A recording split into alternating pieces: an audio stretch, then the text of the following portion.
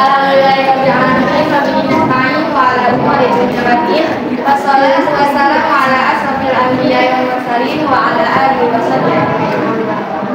Pertama-tama marilah kita mengucapkan puji dan syukur kehadirat Allah Subhanahu wa taala yang telah melimpahkan nikmat sehingga kita bisa berkumpul pada tempatnya insyaallah barakatuh. Salawat serta salam marilah kita panjatkan kepada Nabi Muhammad sallallahu alaihi wasallam. Baik, untuk mempersingkat waktu, tujuan kami ke sini untuk kegiatan pengabdian kepada masyarakat pada mata kuliah Ulumul Hadis. Izinkan saya untuk memperkenalkan diri. Perkenalkan, nama saya Aulia Nur Rahman. Tidak lupa juga saya didampingi oleh teman-teman saya, yaitu ada Dimaji Nugroho, Hajar Alama, Khairul Hasan Kamil, Fadli Azhar, Irwan Alif Janda, dan Harun Satria. Baik, izinkan saya untuk membacakan susunan acara pada sore hari ini. Acara yang pertama yaitu pembukaan, yang kedua penyampaian materi, yang ketiga sesi tanya jawab, yang keempat penutup. Adapun acara yang pertama yaitu pembukaan. Marilah kita buka acara pada sore hari ini dengan membacakan basmalah. Bismillahirrahmanirrahim. Selanjutnya penyampaian materi. Penyampaian materi pertama yang akan dibawakan oleh saudara Dimaji Nugroho yang bertemakan pengertian hadis dan contoh-contoh hadis. Waktu dan tempat kami persilakan.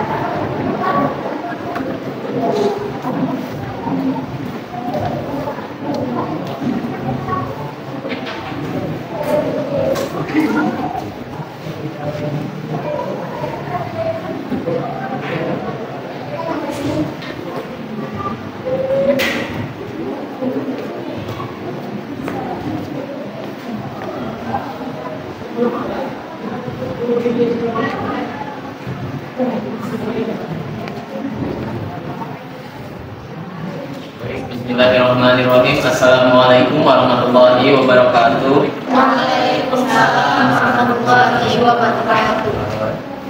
Innal hamdalillah nahmaduhu wa nasta'inuhu wa nastaghfiruh wa na'udzu billahi min shururi anfusina wa min sayyiati a'malina may yahdihillahu fala mudilla lahu. Rabbi shrah li sadri wa yassir li amri wa hlul 'uqdatam min lisani yafqahu qawli. Amma ba'd.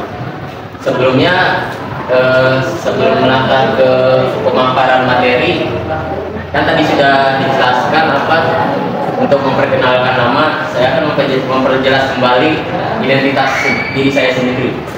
Saya Dimo Aditya Nugroho dari program studi pendidikan agama Islam Fakultas Agama Islam kelas 1C PAI Universitas Singapura Bangsa Karawang.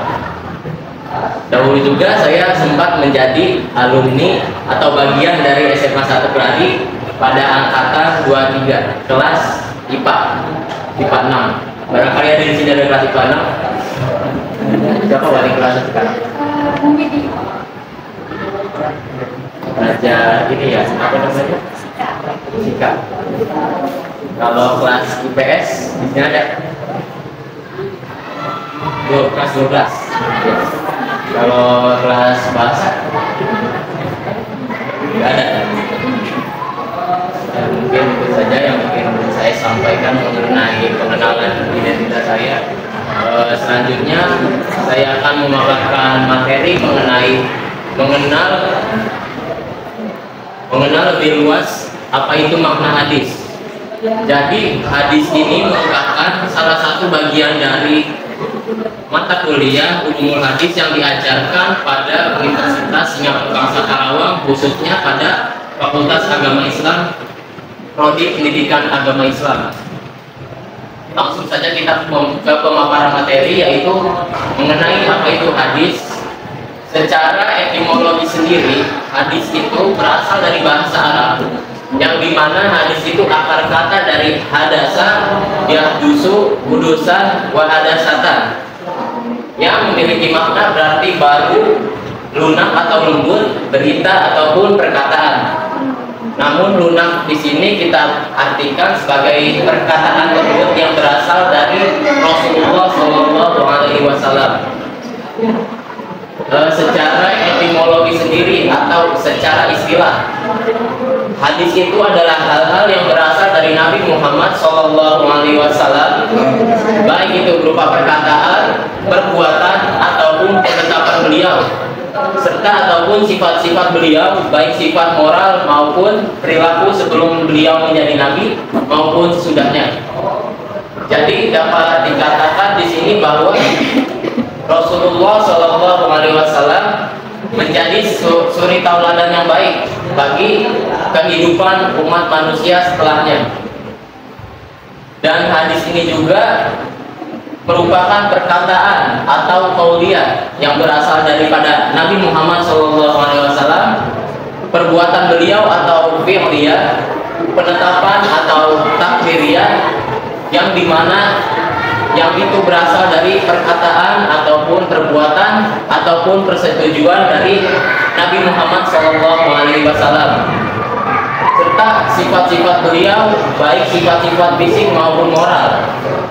Jadi sifat-sifat fisik serta moral ini menjadi suri tauladan yang baik bagi umat manusia yang wajib kita ikuti sebagai pengikutnya yang menaati sunnah-sunnahnya.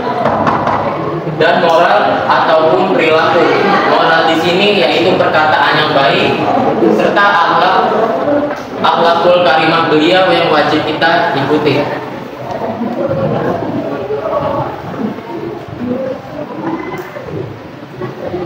Selanjutnya di sini ada contoh hadis.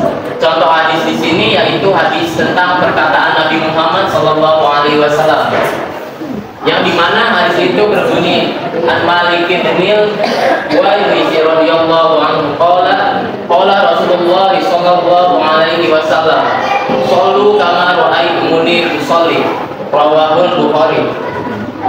Yang dimana hadis ini berarti dari Malik bin Huwairits radhiyallahu anhu, dia berkata bahwa Rasulullah sallallahu alaihi wasallam bersabda, sholatlah kalian dengan cara sebagaimana kalian melihatku sholat. Hadis riwayat Bukhari. Jadi hadis ini dapat diartikan bahwa Rasulullah Sallallahu Alaihi Wasallam memerintahkan sholatlah kalian atau sholatlah kita sebagaimana Rasulullah Sallallahu Alaihi Wasallam melakukan atau melihat beliau melaksanakan ibadah sholat, baik itu dalam rukunnya, syarat-syarat sholat. Nah, itu harus kita laksanakan dan ikuti apa yang Rasulullah Sallallahu Alaihi Wasallam lakukan. Dan hadis ini juga diriwayatkan oleh Bukhari, yang dimana hadis ini berarti hukumnya harus wajib kita ikuti karena ini berasal dari sabda Nabi ataupun perkataan Nabi. Baik, materi selanjutnya akan disampaikan oleh Pak Iris. Udah tempat.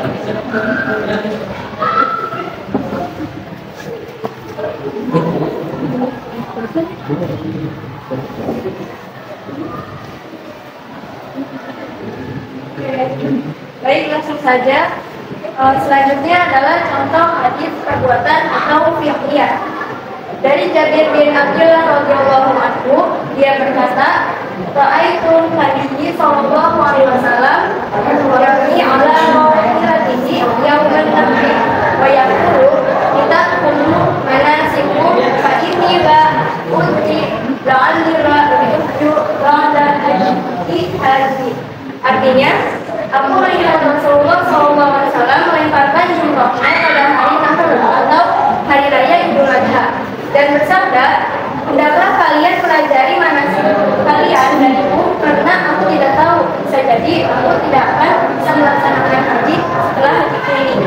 Hadis riwayat Muslim. Nah, untuk hadis perbuatan atau fi'liyah itu memiliki dua ciri. Untuk yang pertama,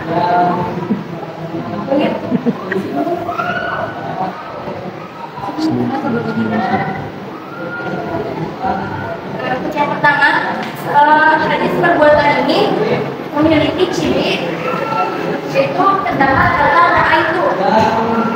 Ini juga seperti ini. Ra'aitu ini artinya aku melihat Nabi sallallahu alaihi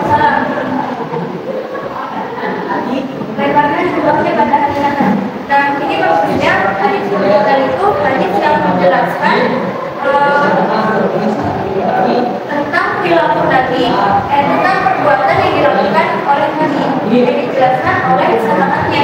Dan contohnya dari sahabat Jabir bin Abdullah, dia mengatakan bahwa Rasulullah itu melemparkan jumroh pada hari Idul Adha.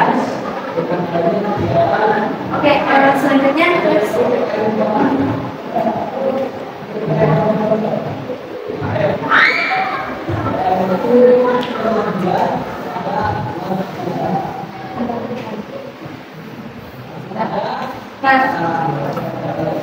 selanjutnya ini tentang ciri yang kedua. Jalan ke depan. Sebelumnya kita baca dulu dari Abdullah bin Umar radhiyallahu anhu, dia berkata, "Anna Rasulullah sallallahu alaihi wasallam kana yarfa'u yadayhi hadrat ibaihi idza fataha shalat wa idza kabbara yarfa'uhi wa idza rafa'a sahu ila ruku'i rafa'ahu ma kadzalika aidan wa qala sallallahu alaihi wasallam rabbana wa lakal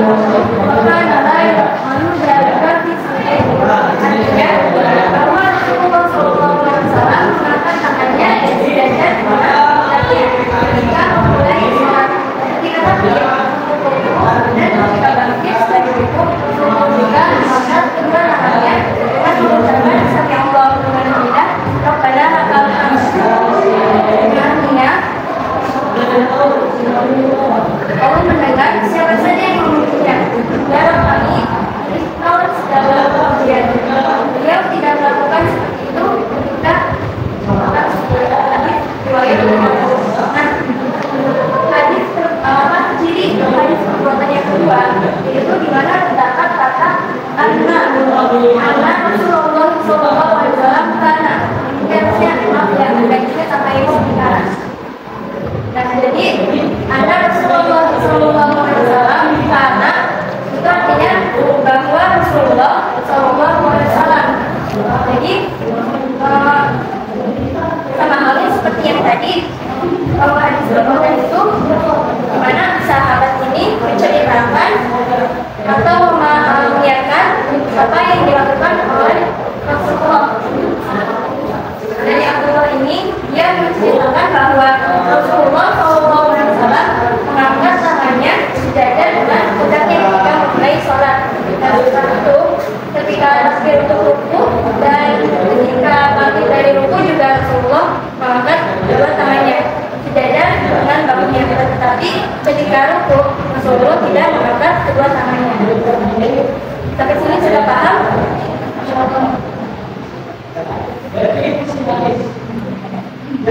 Selanjutnya contoh hadis persetujuan atau takdir dari Khalid bin Al-Walid, bahwasanya dia dan Nabi berkunjung ke rumah Maimunah, lalu disuguhi makanan dalam lauk atau sejenis ada besar atau juga sejenis biawak. Dan Rasulullah mengulurkan tangannya untuk mengambil. Sebagian wanita yang melihat berkata, beritahu Rasulullah apa makanan tersebut. Maka para sahabat berkata, itu daging dog ya Rasulullah. Ketika Rasulullah menarik tangannya, maka aku Khalid ini bertanya, apakah itu haram ya Rasulullah? Dan Rasulullah menjawab, tidak, akan tetapi makanan itu tidak ada di tempatku. Oleh sebab itu aku menghindarinya. Kemudian Khalid berkata, lalu aku mengambil dan memakannya sementara Rasulullah hanya melihat saja. Nah, jadi maksud dari hadis persetujuan ini itu hadis ini menjelaskan bahwa dia menyerang Rasulullah ketika melihat peristiwa yang dilakukan oleh para sahabatnya. Peristiwa yang dilakukan oleh sahabatnya, baik itu perkataan maupun perbuatan para sahabatnya.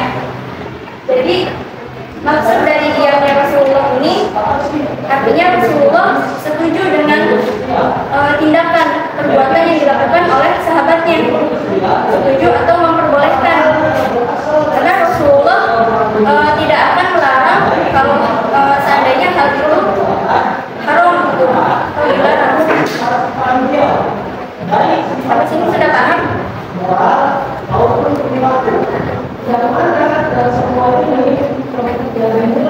Selanjutnya hadis 4 dari Nabi dari Al-Muhammad bahwasanya Rasulullah SAW sedang berusaha lebar, pedang bertujuan sampai tidak terlihat. Beliau juga mengatakan pakaian warna merah. Aku sama sekali tidak pernah melihat sesuatu yang lebih bagus daripada Nabi Shallallahu Alaihi Wasallam. Nah, hadis sifat dari fisik Nabi itu menjelaskan tentang atau mendeskripsikan tentang apa bentuk dari fisik Nabi itu. Selain itu, Rasulullah juga ternyata memiliki tubuh yang tidak terlalu tinggi dan juga tidak terlalu pendek. Terus Rasulullah juga memiliki tubuh yang wangi, seperti memakai minyak wangi, padahal Rasulullah itu tidak memakai minyak wangi. Dengan keringatnya yang wangi itu, masya Allah ya. Sampai ada seorang sahabat ketika Nabi itu bangun dari tidurnya dan berkeringat sehingga menempel pada kain yang dimiliki oleh sahabat itu. Dan sahabat itu tidak membuang kain tersebut, akan tetapi diperas, diambil minyaknya, dijadikan pengharum. Oke, sampai sini sudah paham? Oke, selanjutnya hadis sifat atau perilaku Nabi. Dari Anas bin Malik berkata, karena Nabi Shallallahu Alaihi Wasallam ahsanun nasi khuluqan. Artinya, Rasulullah Shallallahu Alaihi Wasallam adalah manusia yang paling baik akhlaknya. Hadis riwayat Bukhari dan Muslim. Seperti yang kita tahu, Rasulullah ini merupakan suri tauladan bagi seluruh umat Islam ya. Dalam riwayat lain,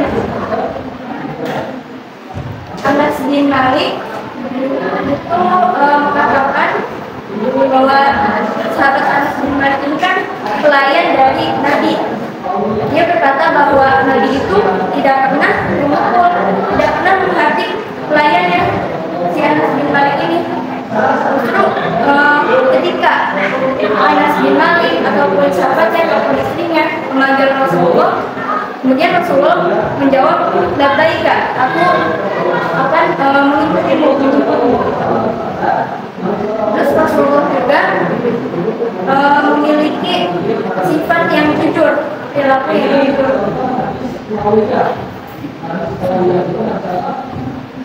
Ya, itunya hadis sifat atau perilaku Nabi itu menjelaskan mengenai sifat perilaku yang dimiliki seorang Nabi yang dijelaskan oleh sahabat-sahabatnya. Baik, sudah paham sampai di sini?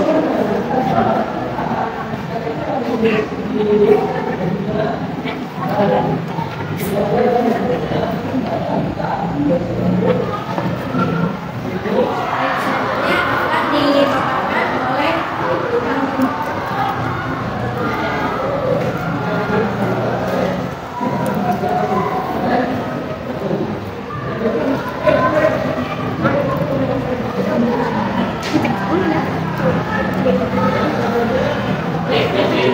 Mari selanjutnya saya akan menyampaikan sinonim hadis yang dimana sinonim ini dibagi menjadi 3 bagian. Yang pertama yaitu sunnah, yang kedua khobar, dan yang ketiga hasan. Yang pertama kita akan berangkat pada sunnah terlebih dahulu. Sunnah sendiri kalau kita mengartikan itu segala perbuatan yang dilakukan apabila kita lakukan itu mendapatkan pahala, dan jika tidak kita kerjakan itu tidak mendapatkan apa-apa. Jadi sunnah ini kalau kita melaksanakannya itu mendapatkan pahala, dan apabila kita tidak melaksanakannya ataupun meninggalkannya itu tidak apa-apa. Namun secara bahasa sendiri, sunnah itu adalah perjalanan yang diikuti ataupun tradisi kebiasaan yang berjalan secara terus-menerus. Ulama atau pakar ahli hadis sendiri membagi istilah-istilah hadis, istilah-istilah sunnah. Yang pertama, makna sunnah yaitu sama dengan hadis menurut ulama ahli hadis. Lalu yang kedua, menurut ulama fikih. Menurut ulama fikih, sunnah ialah sifat syara' yang menuntut pekerjaan tetapi tidak wajib dan tidak disiksa bagi yang meninggalkannya. Lalu yang ketiga yaitu menurut ulama usul fikih. Ulama usul fikih mengartikan bahwa sunnah ialah segala sesuatu yang diriwayatkan dari Nabi yang bukan dari Al-Quran, baik berupa segala perkataan, perbuatan, ataupun pengakuan yang patut dijadikan dalil hukum syara'. Selanjutnya yang keempat yaitu menurut ulama mau'idhah. Menurut ulama mau'idhah sendiri, sunnah itu adalah lawan daripada bid'ah. Selanjutnya yaitu yang kedua sinonim hadis khobar. Khobar sendiri menurut bahasa diartikan an-naba ataupun berita. Istilahnya daripada khobar sendiri yaitu sesuatu yang datang dari Nabi dan yang lain seperti para sahabat, tabi'in, pengikut tabi'in ataupun orang-orang setelahnya. Contoh daripada khobar sendiri yaitu dapat kita temukan daripada perkataan Imam Asy-Syafi'i, yaitu salah seorang tabi'in Nabi Muhammad SAW.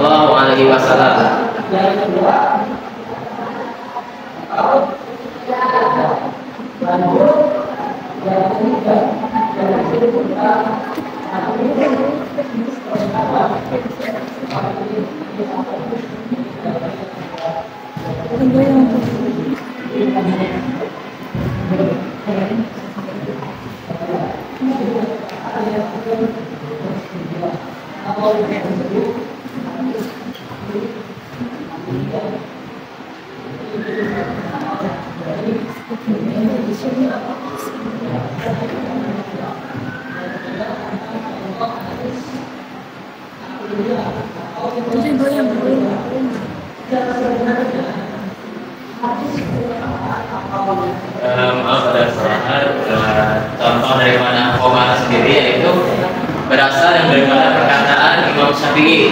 Imam Syafi'i sendiri yaitu salah seorang tabi'in pada zaman Nabi Muhammad SAW.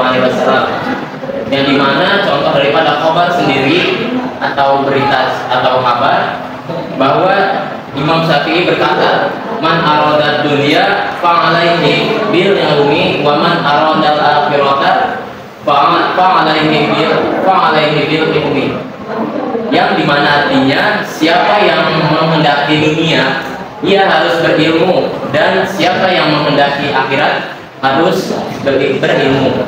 Jadi barang siapa yang ingin menghendaki dunia itu, khususnya kita sebagai seorang siswa itu harus menuntut ilmu dan mempunyai ilmu yang kita cari, baik itu di sekolah ataupun perguruan tinggi.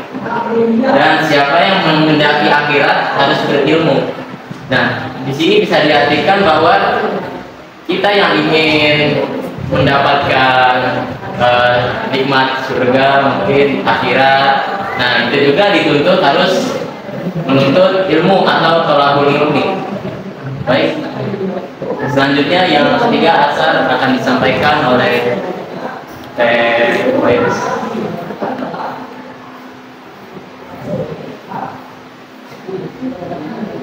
Baik, selanjutnya asar.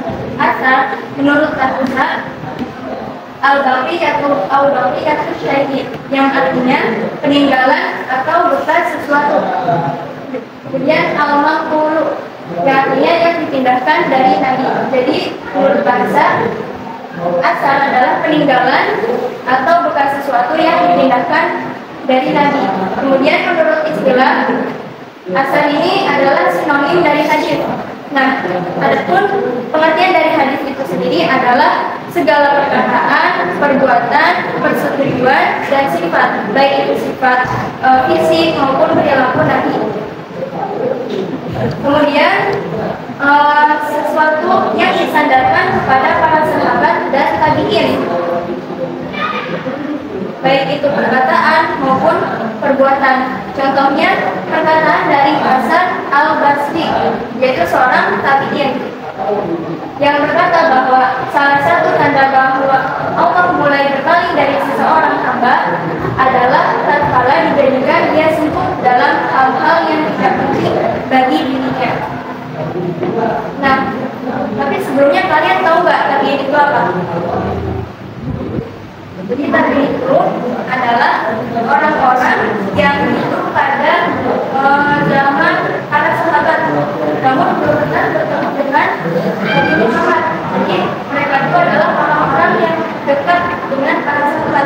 Adapun dengan tabi'in tadi seperti yang sebelumnya tadi dijelaskan, itu adalah pengikut tabi'in. Jadi tabi'in itu murid dari tabi'in gitu. Nah, oke, next. Nah, jadi kesimpulannya di sini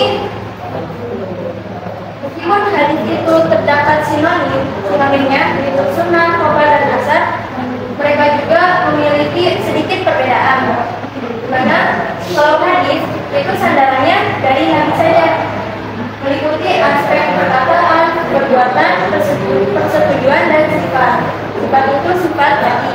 Kemudian kalau sunnah, sandarannya itu Nabi dan para sahabat.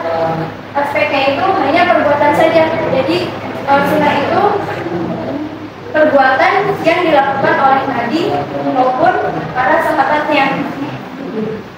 Adapun yang lebih diutamakan yaitu perbuatan dari Nabi saja.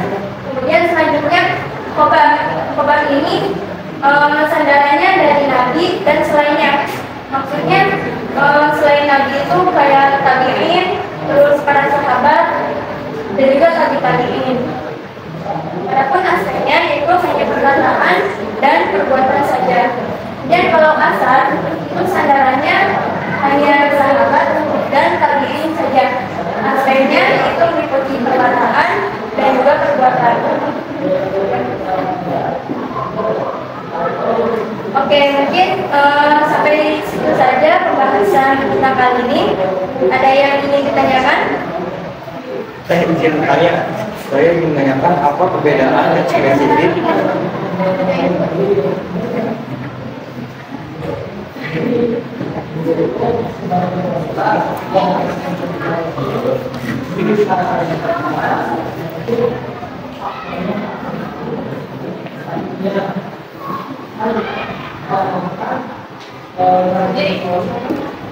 izin tanya apa perbedaan spesifik dari hadis dan sunnah? Perbedaan yang spesifik dari hadis dan sunnah.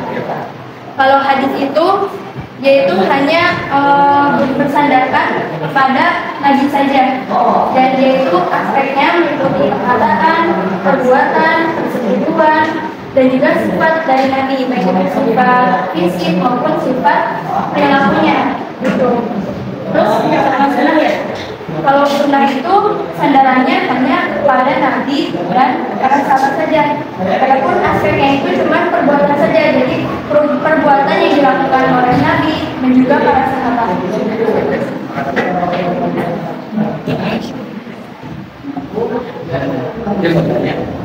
Sebutkan contoh hadis perbuatan.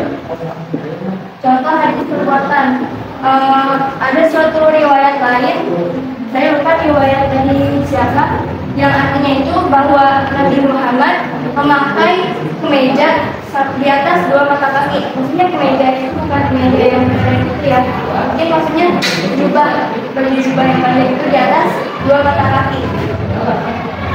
Jadi sahabat itu melihat bahwa Nabi itu memakai jubah di atas mata kaki, 2 mata kaki. Saya bertanya, tolong sebutkan contoh hadis tersebut.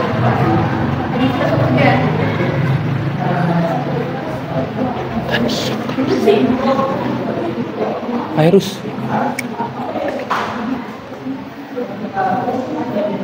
Contohnya ya seperti pada peristiwa Khalid bin Walid seperti yang tadi ya, bahwasanya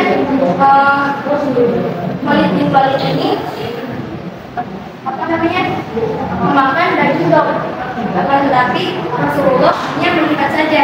Itu artinya melihat saja berarti Rasulullah kan diam ya.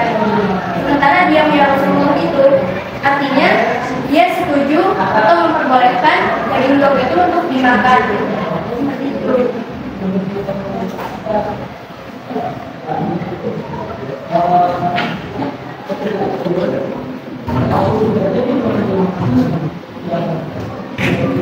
Udah.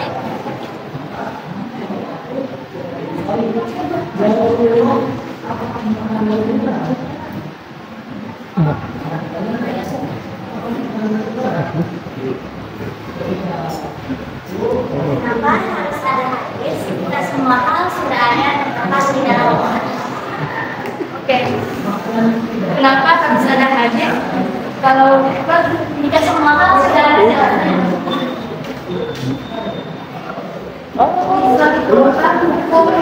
sumber hukum Islam itu ada dua ya, ada Al-Quran dan juga hadis. Al-Quran itu dia itu masih bersifat global. Nah, salah satu fungsinya hadis untuk menafsirkan apa yang terdapat di dalam Al-Quran yang masih bersifat global itu.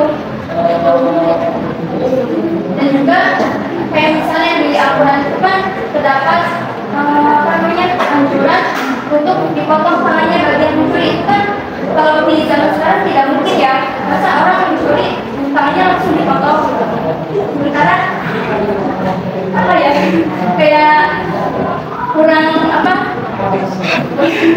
manusiawi gitu ya. Nah, di dalam hadis itu ada hadis yang membatasi anjuran untuk potong tangannya, yaitu salah satu pembahasan dari fungsi hadis. Itu mungkin akan dibahas di buku selanjutnya. Sudah terjawab? Mau bertanya lagi?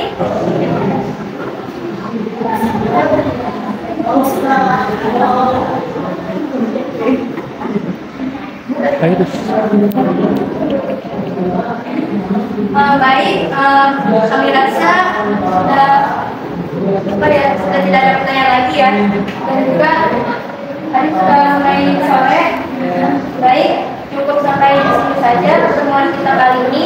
Semoga apa yang kami paparkan bermanfaat, dan mohon maaf ya apabila masih terdapat kekurangan dari kami, karena kami juga belajar ya, kita sama-sama masih belajar. Apalagi kita juga masih alumni 2023 baru bulan gitu ya, masih dalam proses belajar. Jadi terima kasih atas perhatiannya, terima kasih atas partisipasinya, dan terima kasih sudah mendengarkan. Semoga ilmu yang kami berikan bermanfaat bagi kalian, dan semoga adanya kalian di sini semoga mendapati rahmat dari Allah Subhanahu wa taala. Amin. Baik, sebelum bubar, kita baiknya membaca doa terlebih dahulu. Doa kafaratul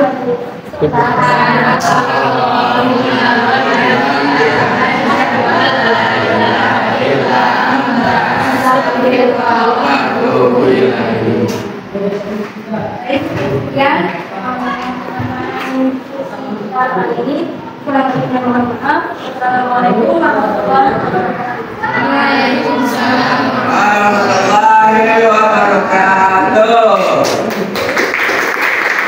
Sebelumnya saya sebagai moderator terima kasih buat semuanya telah mendengarkan. Mohon maaf apabila ada kekurangan atau perkataan. Kurang lebihnya mohon maaf. Wassalamualaikum warahmatullahi wabarakatuh.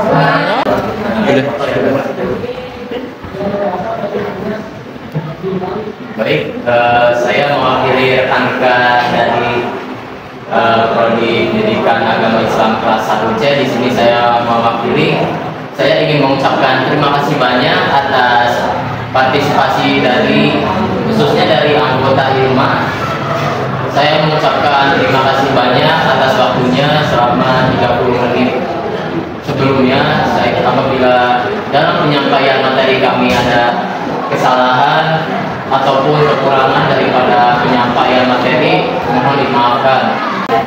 Ya, pokoknya terima kasih banyak, dan insya Allah nanti hari Sabtu besok atau Kamis depan, insya Allah kami akan kembali lagi ke sini untuk menyampaikan materi selanjutnya yang telah disampaikan tadi. Ya itu aja, mohon maaf kalau memang ada kekurangan atau penyampaian atau hidangan yang cuma itu doang.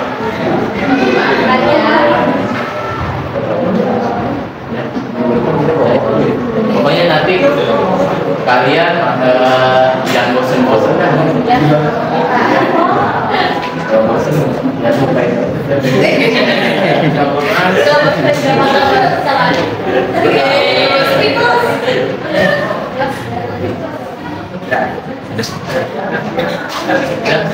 Ya, pokoknya kalian tetap ikut aja dah.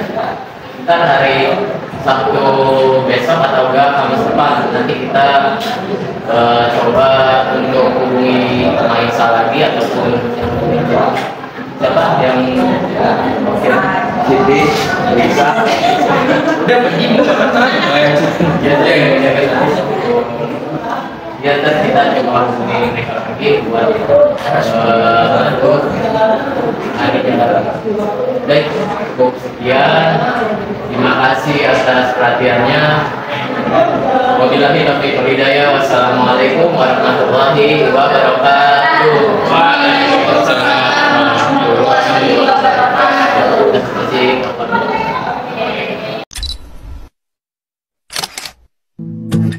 We keep this love in a photograph. We made these memories for ourselves, where our eyes are never closing, our hearts are never broken, time's forever frozen still.